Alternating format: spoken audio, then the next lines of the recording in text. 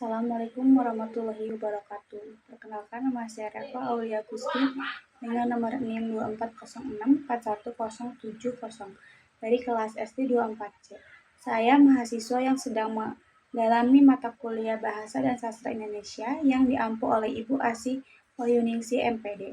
Dalam tugas ini, saya akan membahas 3 topik penting yang berhubungan dengan konsep bahasa dan konsep sastra Indonesia. 1. Hakikat bahasa, fungsi bahasa, sifat-sifat bahasa, fungsi bahasa Indonesia, fungsi bahasa nasional, dan pemeroleh bahasa. 2. Bahasa baku dan tidak baku. 3. Sintaktik. Mari kita mempelajari bersama. Materi 1 yaitu hakikat bahasa, fungsi bahasa, sifat-sifat bahasa, fungsi bahasa Indonesia, fungsi bahasa nasional, dan perolehan bahasa. Pengertian bahasa. Bahasa itu adalah alat penting yang dipakai manusia untuk berkomunikasi.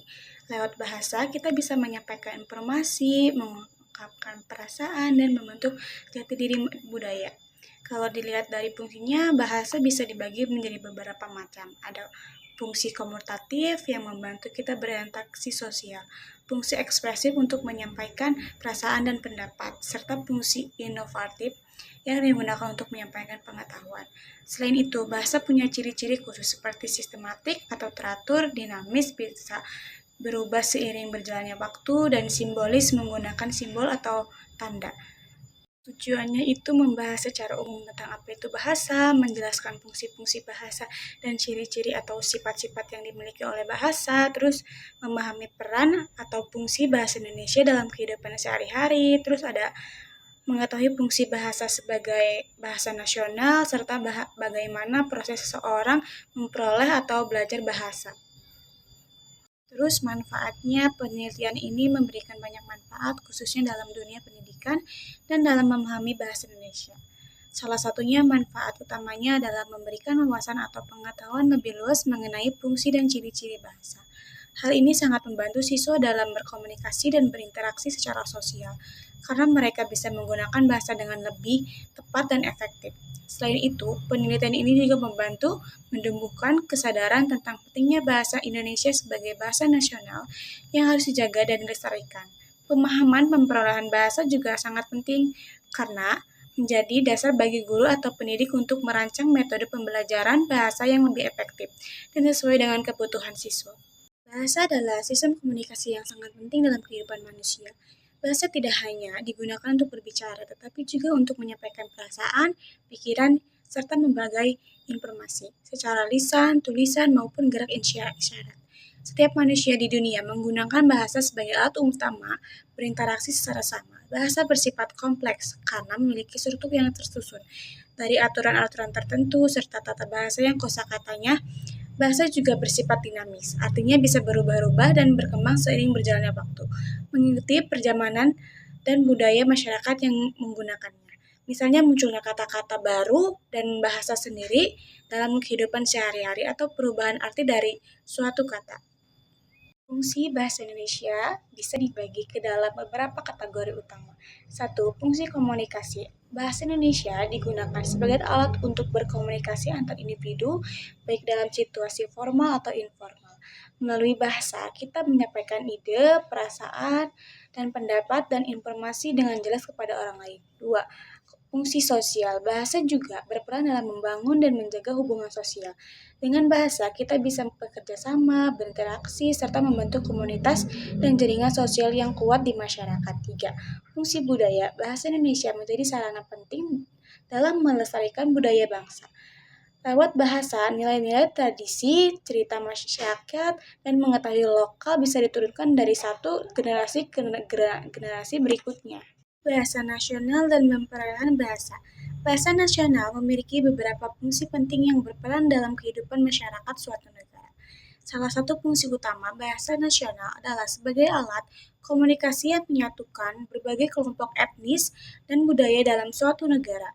Dalam konteks Indonesia, misalnya bahasa Indonesia berfungsi sebagai lingua franca yang memungkinkan orang dari berbagai latar belakang etnis dan negara untuk berkomunikasi secara efektif. 2. Yaitu bahasa baku dan tidak baku.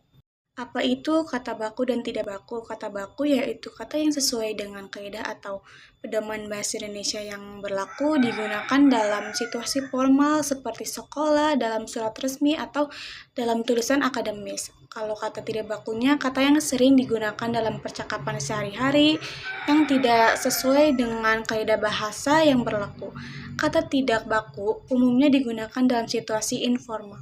Ciri-ciri kata baku sesuai dengan ejaan pedoman bahasa Indonesia PUEBI tidak dipengaruhi oleh bahasa daerah atau bahasa asing, digunakan dalam tulisan dan pembicara formal.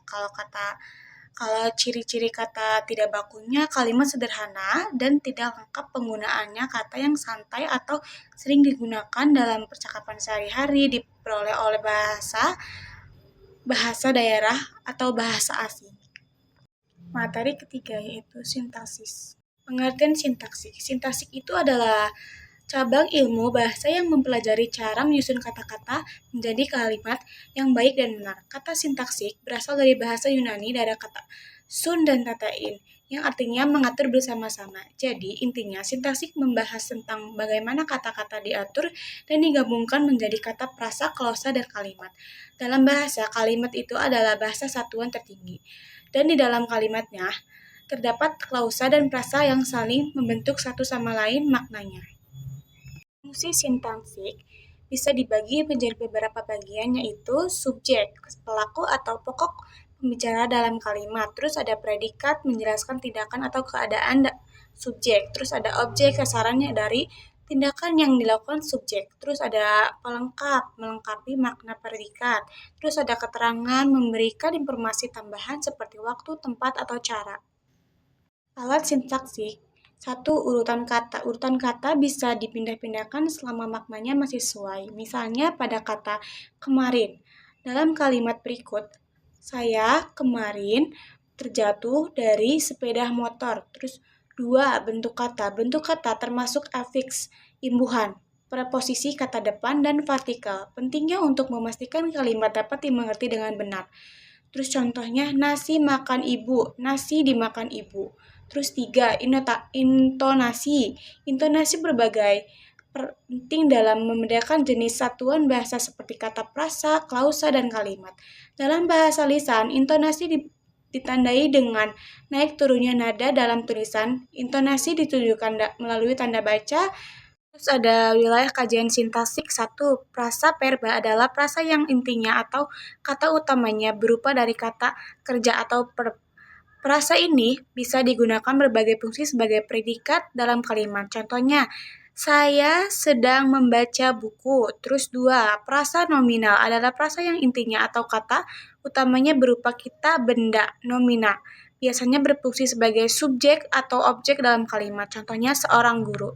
Terus 3. Prasa optikal adalah prasa yang intinya atau kata utamanya berupa kata sifat, adjektif. Frasa ini berfungsi sebagai predikat, atribut, dan pelengkap. Contohnya, sangat cantik. Terus 4. Prasa numeral adalah prasa yang intinya atau kata utamanya berupa kata bilangan.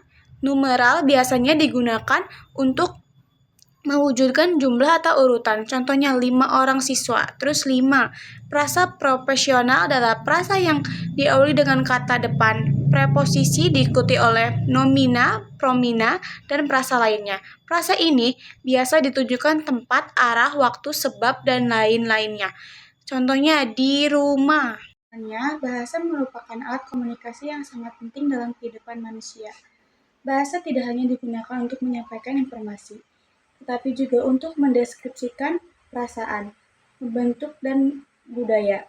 Bahasa memiliki sifat-sifat utama seperti sistematik, dinamis, dan simbolis, yang membedakannya dari bentuk komunikasi lain. Bahasa Indonesia sebagai bahasa nasional memiliki fungsi utama sebagai alat pemersatu bangsa, suku, dan budaya di Indonesia, serta berperan pendidikan, pemerintahan, dan media. Fungsi bahasa mencakup aspek komunikasi sosial, budaya, dan identitas. Dalam penggunaannya, bahasa dibedakan menjadi kata baku dan tidak baku, yang masing-masing digunakan sesuai konteks formal atau informal. Sintaksik sebagai bagian dari kata Bahasa mempelajari struktur kalimat termasuk frasa, klausa, dan kalimat. Unsur-unsur penting dalam sintaksis merupakan subjek, predikat, objek, pelengkap, dan keterangan. Alat-alat sintaksis seperti urutan kata, bentuk kata, dan intonasi sebagai peran dalam pembentuk makna kalimat. Frasa sendiri memiliki artiklikal, numeral, dan preposisional yang masing-masing berfungsi sesuai dengan struktur dan maknanya dalam kalimat. Dengan pemahaman fungsi dan struktur bahasa, diharapkan dapat meningkatkan kesadaran dan kemampuan dalam menggunakan bahasa Indonesia secara baik dan benar.